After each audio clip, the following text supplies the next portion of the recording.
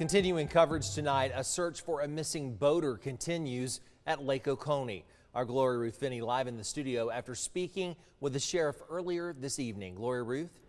Greg, Sheriff Howard Sills tells me all evidence points to Gary Jones being somewhere in that lake. Jones was last known to be seen on the lake with fiancée Joycelyn Wilson the day after his boat was reported circling with no one on board. Wilson was found lifeless and floating in the water. Tonight, questions remain of what exactly happened that February 8th.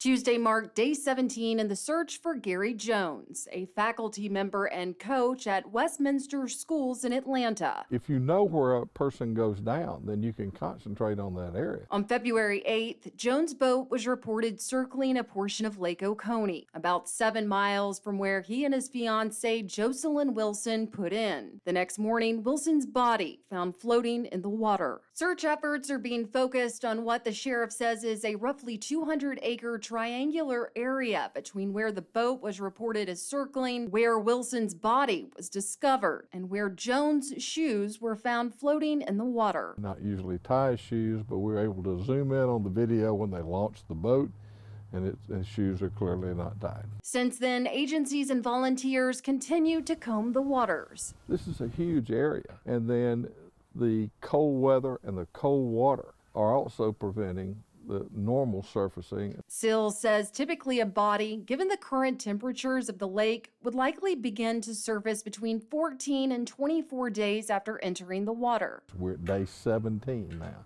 Though he says resurfacing could possibly take up to 80 days, assuming there was nothing in the water preventing a body from rising. However, on this particular lake, that doesn't take into consideration all this standing timber and all these logs and all this kind of stuff like that that's down on the bottom of this lake. It's the bottom of the lake, according to the sheriff, where Jones' body likely is. As for Wilson, what may have caused her body to float, he says. There was some air and water in her lungs. Crime lab pathologist has not rendered her final opinion yet. When asked if there may have been any argument between the couple set to marry in just a few weeks, the sheriff said this. This is a death investigation.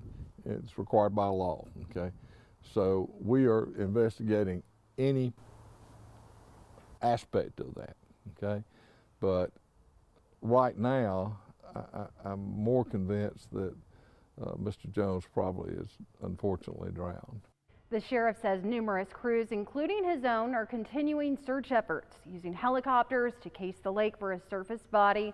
Crews with the sonar equipment and new cadaver dogs are being brought in Wednesday as efforts continue. Reporting live in the studio, Gloria Ruth Finney, WGXA News. All right, thank you, Gloria Ruth.